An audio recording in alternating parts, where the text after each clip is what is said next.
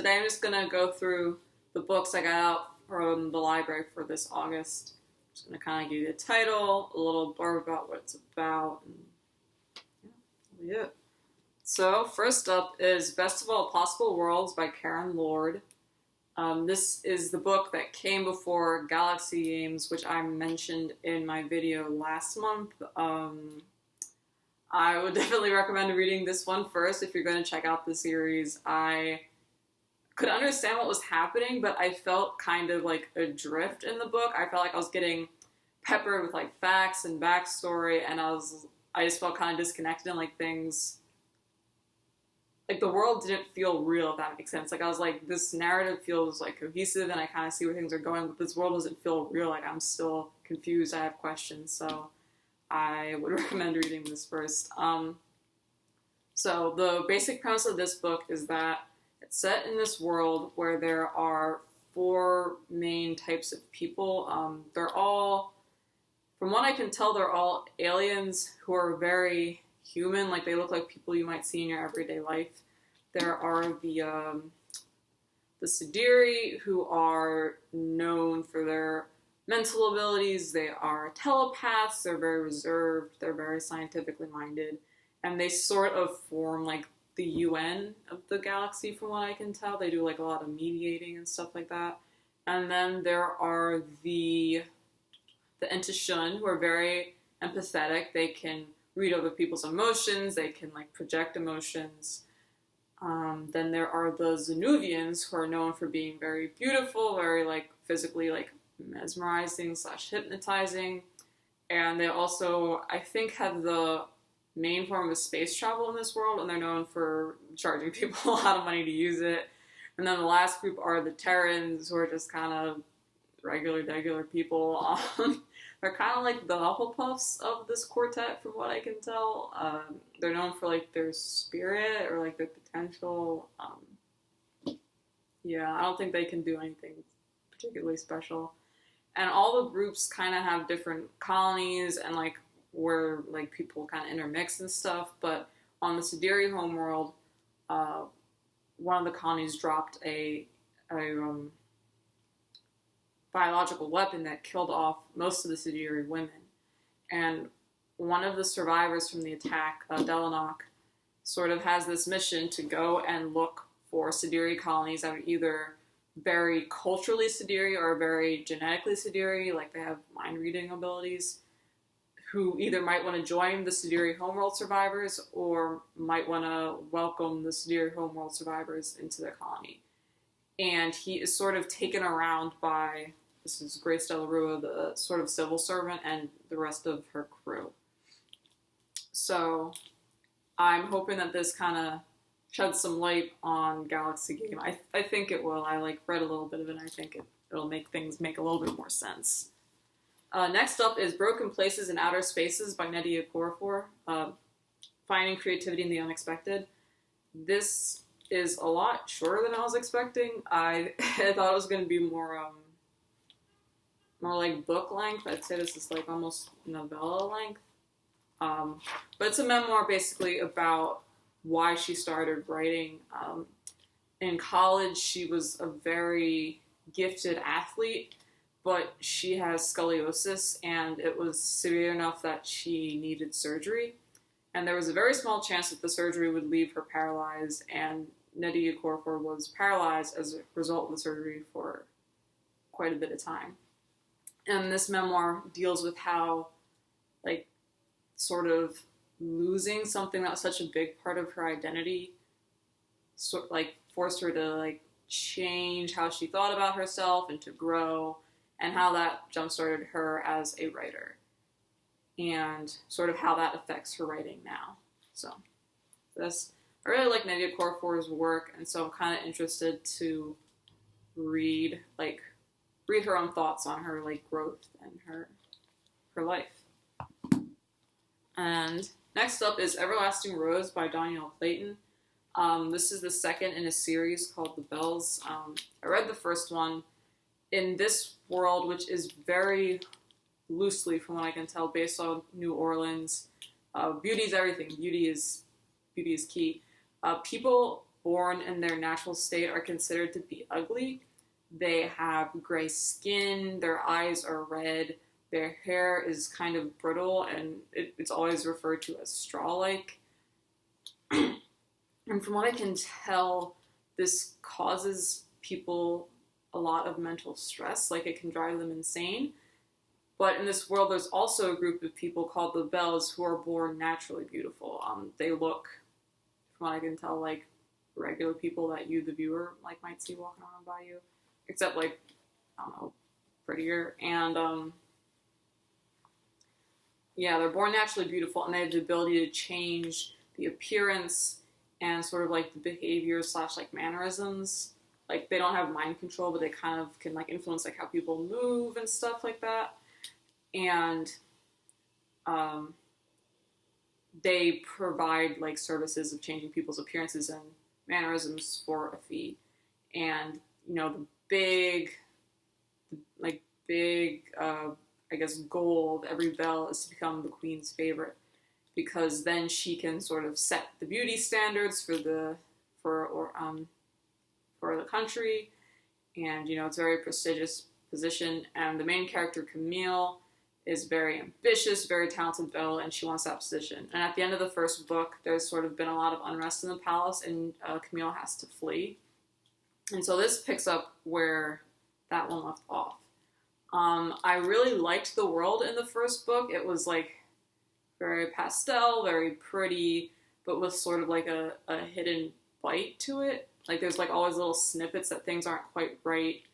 That there's like secrets about the Bells, and that things in the palace like aren't on the up and up. And I like worlds like that. I had some issues with the pacing though. I felt like, you know, we get all these little hints that things aren't quite right, but I kept waiting for like the big bad thing to just kind of like, you know, drop and like, you know, set things off. But that doesn't really happen till pretty close to the end. So I'm really excited to see more of this world. I'm just hoping that it's a little more like action-packed or like faster paced this time around. Next up is The Cali Moon by N.K. Jemisin. If you've watched, if you stick around long enough, you're going to hear me gush about how much I love N.K. Jemisin. I love N.K. Jemisin's work. So last month I read How Long Till Black Futures Month, which was a short story anthology by her. And she mentioned that she kind of writes a good chunk of her short stories kind of like as pilot tests for what she wants to make an actual novel. And one of the short stories in that anthology, you know, kind of spun off and became the Dreamblood duology. And I really liked the short story, so I got this book. In this world, there is a religious order called the Gatherers who have the ability to sort of get like magical energy from people's dreams, and their main job is to keep peace in the city. But in this book, there is a murderer who is going around killing people, and in the name of the Gatherer's god. And so the main character, Ahiru, is charged to, you know, find out who's doing the murders and stop this. So I'm interested. I'm intrigued. I really like magic and fantasy, so I think I'm going to enjoy this a lot. Next is Every Tongue Got to Confess, Negro Folktales from the Gulf States by Zora Neale Hurston. The title is pretty self-explanatory. In Mules and Men, which I talked about last month, Hurston went to her hometown of Eatonville, Florida, and sort of got stories, and then went around some local sawmill camps to collect stuff. And in this one, I think she's mostly collecting stories in Texas. So a change of locale. And also it looks like the writing style is a little different. I mentioned that Hurston is kind of known for how she presents like her findings and her collections. She has a very narrative style, I would say. Like, it doesn't read like a memoir because it's like not focused on her, but it sort of tells the whole story of like how she got the stories and who was telling the stories and like where were they telling the stories, and like she's a character in her own research. And this one, I don't know when it was published relative to Mules and Men. Like maybe she hadn't developed that style yet, or maybe it wasn't working out for her. But in this one, it looks like a bit more like of a conventional folk story collection. Looks like each story is just kind of like presented with a title and sort of her source, you know, like what person did she get this story from. So really like folktale collections, so I'm excited for this one. Next one was an impulse pickup, an impulse find at the library. I was just kind of bored on a Saturday, and I was feeling nostalgic, so I was like wandering around the middle grade and YA section at my library, and I found this book, and I just kind of picked it up. It's called Tituba Salem Village by Anne Petrie. Anne Petrie, and it's a historical fiction novel about Tituba, who was an enslaved woman who lived in Salem during the Salem witch trials, and I believe she was the first person convicted of witchcraft. She was originally from Barbados. She'd been sold to some family in Salem, and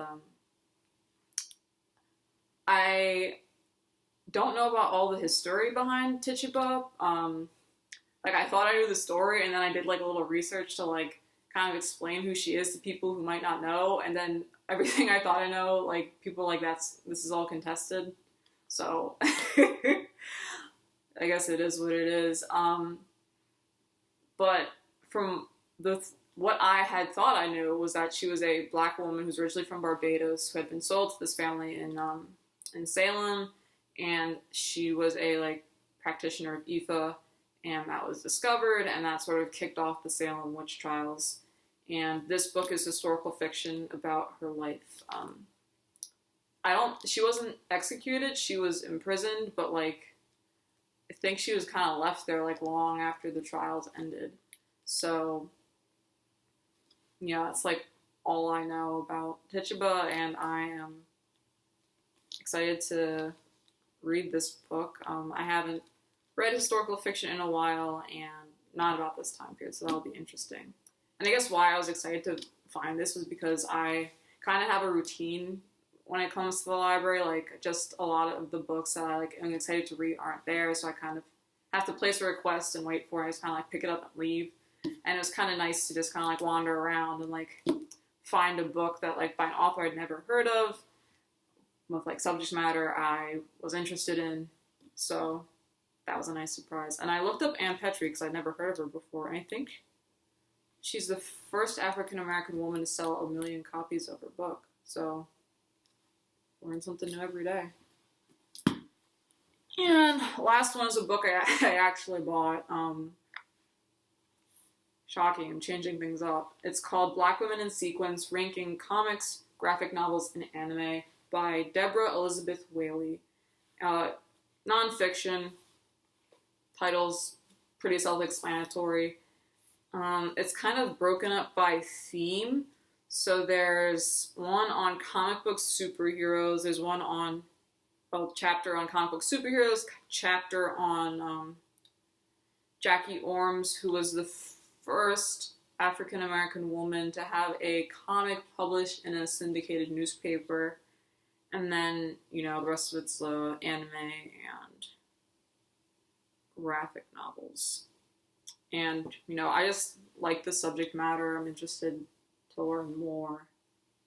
So, purchased it. So, that's all the stuff for this month. If you've read any of it and you like want to talk about it, comment below. If you have recommendations you think I might like based on this month's haul, like, please tell me. If you like what you see and you'd like to stay up to date on what I'm reading, what I'm posting, please subscribe. Thank you and have a good one. Goodbye.